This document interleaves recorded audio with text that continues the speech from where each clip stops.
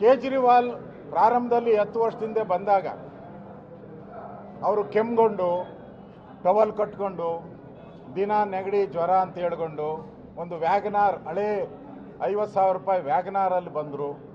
ಈಗ ವ್ಯಾಗನಾರು ಇಲ್ಲ, ಟವಲ್ಲು ಇಲ್ಲ, ಕೆಮ್ಮು ಇಲ್ಲ, ಎಲ್ಲ ಹೊರಟೋಗಿದೆ. ಈಗ 30 ಬೆಡ್ರೂಮ್ ಇರುವಂಥ ಒಂದು ದೊಡ್ಡ ಮಹಲನ್ನು ಕಟ್ಟಿದ್ದಾರೆ, ಶೀಶ್ ಮಹಲ್.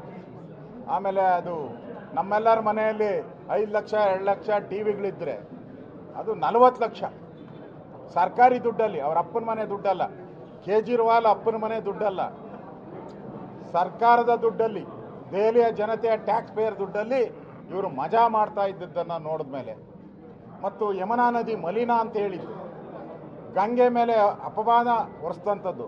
ಗಂಗೆ ನಾವೆಲ್ಲ ಪೂಜೆ ಮಾಡೋ ನೀರದು, ಇಷ್ಟು ವರ್ಷ ಸಾವಿರಾರು ವರ್ಷ ಮಲಿನ ಆಗದಿದ್ದು ಏಕಾಏಕಿ ಇವಾಗ ಮಲಿನ ಆಗೋಯ್ತಾ? ಇದು ಕೂಡ ಜನರಿಗೆ ಹರ್ಟ್ ಮಾಡಿರೋವಂಥದ್ದು. ಮತ್ತು ಒಬ್ಬ ಮುಖ್ಯಮಂತ್ರಿಯಾಗಿ ಜೈಲಿಗೆ ಹೋದ್ಮೇಲೆ ರಾಜೀನಾಮೆ ಕೊಟ್ಟು ಒಳಗಡೆ ಹೋಗ್ಬೇಕಾಯ್ತು. 2-3 ತಿಂಗಳು ಆಡಳಿತನೇ ಇಲ್ಲ, ಒಂದು ಫೈಲಿಗೆ ಸೈನು ಹಾಕಿಲ್ಲ. ಮತ್ತು ಅಧಿಕಾರಕ್ಕೆ ಅಂಟ್ಕೊಂಡಿರುವಂಥ ಕೇಜ್ರಿವಾಲನ್ನು ನೋಡಿದ್ದಾರೆ. ಇವೆಲ್ಲನೂ ಕೂಡ ಕೇಜ್ರಿವಾಲ ಹಿನ್ನಡೆಗೆ, ಮತ್ತು ಯಾವ ಪಾರ್ಟಿ ಇಂಡಿ ಇವ್ರಿಗೆ ಬೆಂಬಲ ಕೊಡ್ತಾ ಇತ್ತು, ಆ ಪಾರ್ಟಿ ಹೇಳಿದ್ದು ಕೇಜ್ರಿವಾಲ್ ಒಬ್ಬ ನಿಷ್ಠಾವಂತ ಸಾಮಾನ್ಯ ಒಂದು ಮುಖ್ಯಮಂತ್ರಿ ಅಂತ ಇದೇ ರಾಹುಲ್ ಗಾಂಧಿ ಹೇಳಿದರು. ಈಗ ಅದೇ ರಾಹುಲ್ ಗಾಂಧಿ, ಪ್ರಿಯಾಂಕಾ ಗಾಂಧಿ ಅವ್ರು ಹೇಳಿದ್ರೆ ಇನ್ನೊಬ್ಬ ದೊಡ್ಡ ಭ್ರಷ್ಟ, ದೊಡ್ಡ ಭ್ರಷ್ಟ ಅಂತ ಹೇಳಿದ್ದಾರೆ. ಈಗ ಅದೇ ಕೇಜ್ರಿವಾಲ್ ಹಿನ್ನಡೆ, ಮುಖ್ಯಮಂತ್ರಿ ಹಿನ್ನಡೆ. ಇಷ್ಟೆಲ್ಲ ಆದಮೇಲೆ ಜನಕ್ಕೆ ಈ ದೇಶದಲ್ಲಿ ಬಿಜೆಪಿ ಒಂದೇ ಪರ್ಯಾಯ, ನರೇಂದ್ರ ಮೋದಿಯವರ ಆಡಳಿತ. ಇದು ಮುಂದಿನ ಕರ್ನಾಟಕದ ಚುನಾವಣೆಗೆ, ಮುಂದಿನ ತೆಲಂಗಾಣದ ಚುನಾವಣೆಗೆ ಇದೊಂದು ದಾರಿದೀಪ. ಇವತ್ತು ಕರ್ನಾಟಕದಲ್ಲಿ 5 ಗ್ಯಾರಂಟಿ ಕೊಟ್ಟು ದಿನನಿತ್ಯ 5 ಗ್ಯಾರಂಟಿ ಅಂತಾರೆ, ಒಂದು ಡೆವಲಪ್ಮೆಂಟ್ ಆಗಿಲ್ಲ. ಲಾಂಡ್ ಆರ್ಡರ್ ಹಾಳಾಗೋಗಿದೆ. ಇದೇ ಕೇಜ್ರಿವಾಲ್ 25 ಫ್ರೀ ಕೊಟ್ಟರು, ಅವ್ರ ಸ್ಥಿತಿ ಏನಾಯ್ತು ಇವತ್ತು?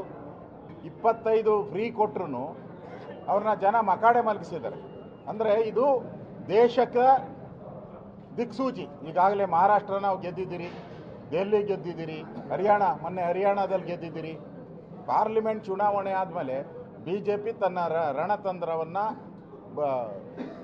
ಇನ್ನೂ ಬಲಾಢ್ಯ ಮಾಡೋ ಮುಖಾಂತರ ನಾವು ಈ ಗೆಲುವಿಗೆ ಬಂದಿದ್ದೀರಿ. ಈ ಗೆಲುವು ನರೇಂದ್ರ ಮೋದಿ ಅವರಿಗೆ, ಅಮಿತ್ ಶಾ ಅವರಿಗೆ, ನಡ್ಡಾ ಅವರಿಗೆ, ನಮ್ಮ ಡೆಲ್ಲಿ ಘಟಕದ ಅಧ್ಯಕ್ಷರಿಗೆ, ಕಾರ್ಯಕರ್ತರಿಗೆ ನಾನು ಅಭಿನಂದನೆ ಸಲ್ಲಿಸ್ತೀನಿ. ನೀವು ಈ ಗೆಲುವೇನು ಕೊಟ್ಟಿದ್ದೀರಾ ಅದು ಇಡೀ ದೇಶಕ್ಕೆ ಗೆಲುವನ್ನು ಕೊಟ್ಟಿದ್ದೀರಾ, ಇಡೀ ದೇಶದ ಎಲ್ಲ BJP ಕಾರ್ಯಕರ್ತರು ನಿಮಗೆ ಅಭಾರಿಗಳಾಗಿರ್ತಾರೆ ಅನ್ನೋ ಮಾತನ್ನು ಈ ಸಂದರ್ಭದಲ್ಲಿ ಹೇಳ್ತಾ ಇದ್ದೀನಿ.